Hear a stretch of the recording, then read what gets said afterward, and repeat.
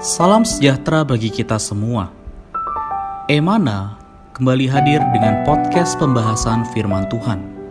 Semoga firman Tuhan yang murni mampu merawat batin kita, menguatkan roh kita, dan membangun iman kita di hadapannya. Silakan menikmati podcast Emana hari ini.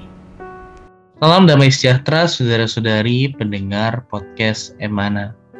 Puji syukur kepada Tuhan, pada hari ini kita dapat kembali lagi menikmati bagian di dalam firman Tuhan bersama dengan saya Saudara Richard dan juga Saudara Bambang.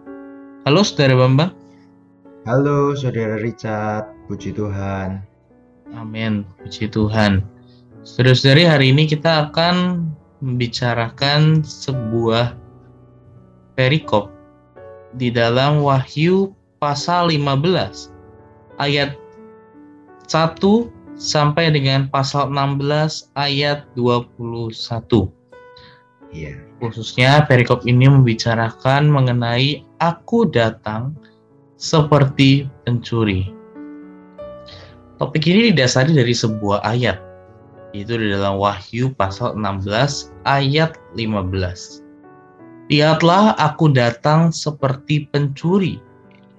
Berbahagialah dia yang berjaga-jaga dan memperhatikan pakaiannya, supaya ia jangan berjalan dengan telanjang dan jangan kelihatan kemaluannya. Saudara Bambang, di dalam ayat ini dikatakan bahwa Tuhan datang seperti pencuri. Apa yang dimaksud dengan kedatangan Tuhan sebagai pencuri? Baik, di dalam Wahyu pasal 15, ya, terutama di ayat 1, kemudian juga sampai di pasal 16 ayat 21, dan yang kita bahas hari ini adalah Wahyu 16 ayat 15. Kondisi yang ada di dalam kitab Wahyu ini adalah kondisi sisipan. Ya, jadi pasal 15 dan 16 ini adalah ada satu sisipan.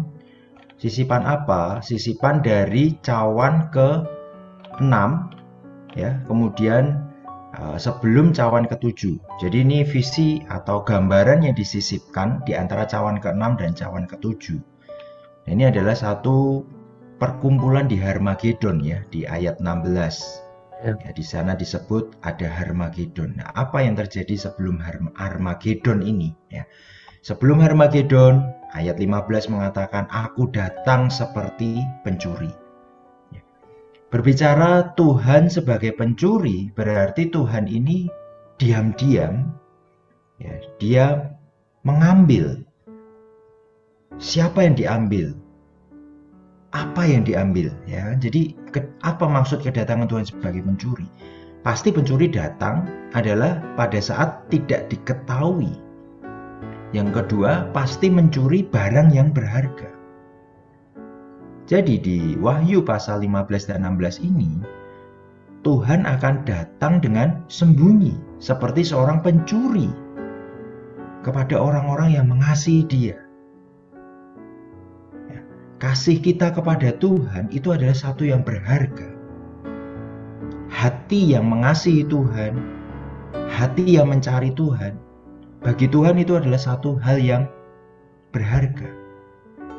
Dan saya yakin Tuhan tahu, Tuhan kenal siapa orang-orang yang mengasihi Dia. Dan pasti Dia akan membawa mereka sebagai harta mustikanya. Nah, ini ada di dalam Matius pasal 24, ayat 43 sampai 44. Tetapi ketahuilah ini, jika tuan rumah tahu pada waktu mana pada malam hari pencuri akan datang, sudahlah pasti ia berjaga-jaga dan tidak akan membiarkan rumahnya dibongkar. Karena itu hendaklah kamu juga siap sedia, karena Anak Manusia datang pada saat yang tidak kamu duga.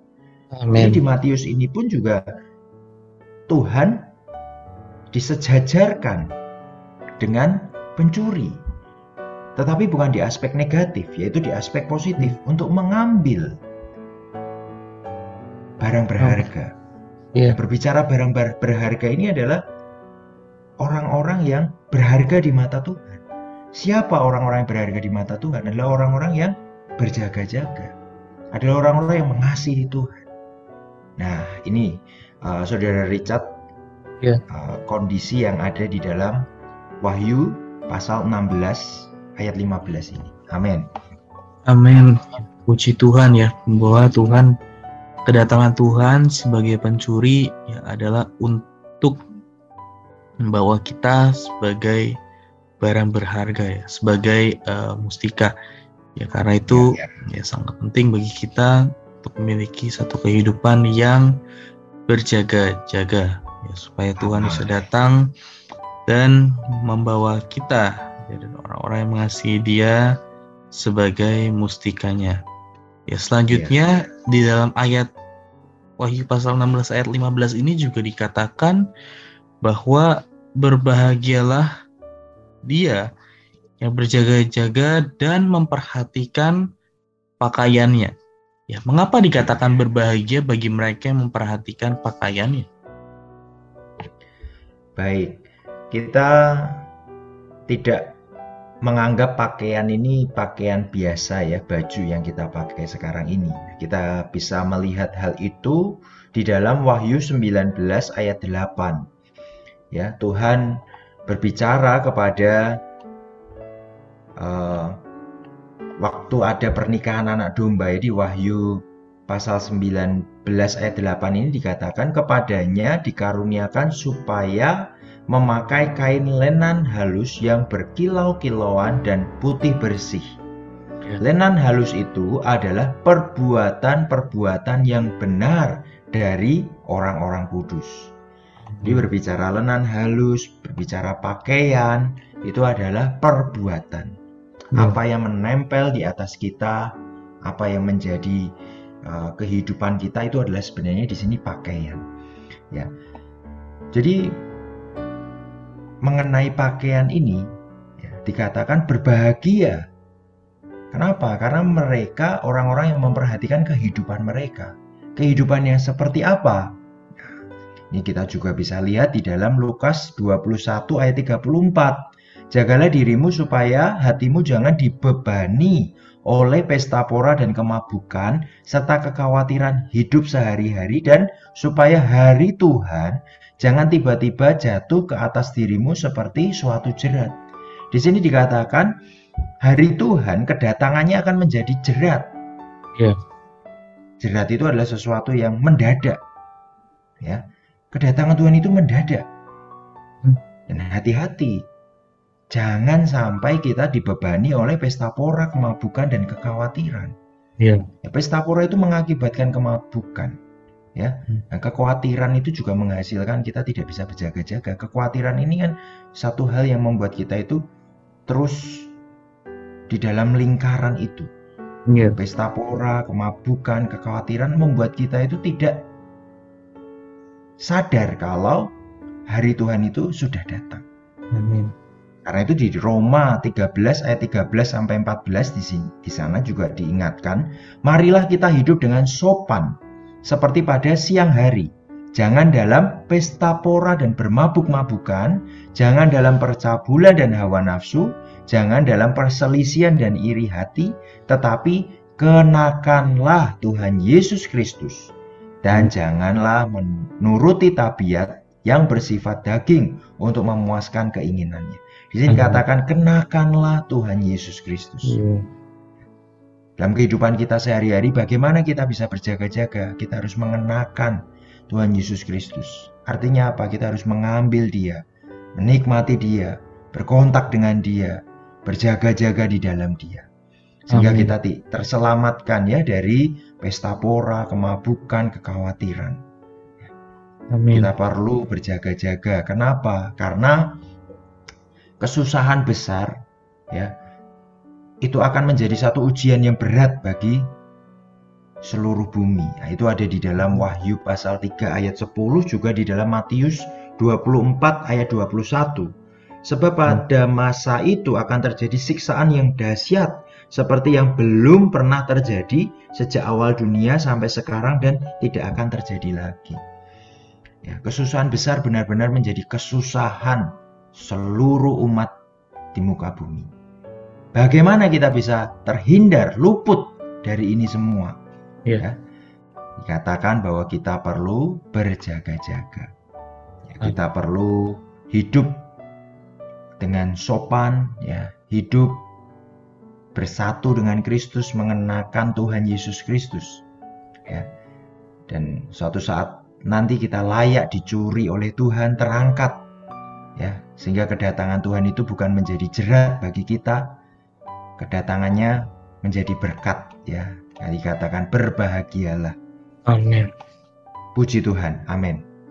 Amin. Ya, puji Tuhan ya. Semoga kita menjadi orang yang memperhatikan pakaian kita, yang memperhatikan perbuatan-perbuatan benar, melalui kita mengenakan Kristus, kita senantiasa menikmati Dia, berkontak dengan Dia, ya, berjaga-jaga sehingga kelak, ya, ketika Tuhan datang kembali, ya, Tuhan dapat membawa kita, Tuhan dapat mendapati kita siap dan berjaga-jaga.